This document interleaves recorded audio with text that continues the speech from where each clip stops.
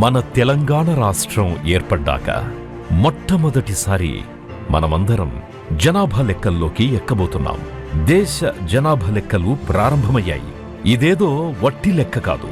రేపటి మన అభివృద్ధికి పునాది, మన భవిష్యత్తుకు అసలైన దారి.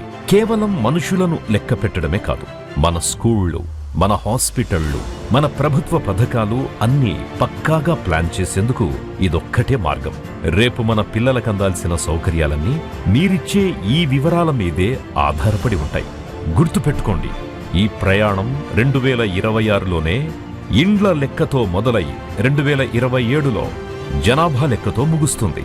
ఈ వివరాలతో మీ రేషన్ కార్డులకు, వెల్ఫేర్ స్కీమ్లకు ఎలాంటి ఇబ్బంది రాదు. భయం లేకుండా నిజం చెప్పండి, ఇది మన ఊరి అభివృద్ధి కోసమే. ఇంకొక గొప్ప విషయం ఏమిటి అంటే, మీ ఇంట్లో నుంచే ఫోన్ల ద్వారా గాని, ఆన్లైన్ పోర్టల్లో గాని మీ వివరాలు మీరే పక్కాగా నమోదు చేసుకోవచ్చు కూడా. మరి మా పర్సనల్ వివరాలు బయటపడతాయా అని కొంచెం కూడా భయం వద్దు. మీరు చెప్పే ప్రతి ముచ్చట చాలా జాగ్రత్తగా, సీక్రెట్గా ఉంటుంది. చట్టం ప్రకారం మీ డేటాకు పూర్తి భద్రత ఉంటుంది. దీన్ని కేవలం దేశం కోసం, మన రాష్ట్రాభివృద్ధి కోసం మాత్రమే వాడుతారు. ఇది మన నేల, ఇది మన ఎదుగుదల. ఎన్యూమరేటర్లు మీ ఇంటికి వచ్చినప్పుడు గాని, మీరు ఆన్లైన్లో లాగిన్ అయినప్పుడు గాని గర్వంగా పాలుపంచుకోండి. మీ వివరాలు ఉన్నవి ఉన్నట్టు చెప్పండి. సెన్సస్ 2027, అందరం కలిసి మన తెలంగాణ భవిష్యత్తును నిర్మించుకుందాం.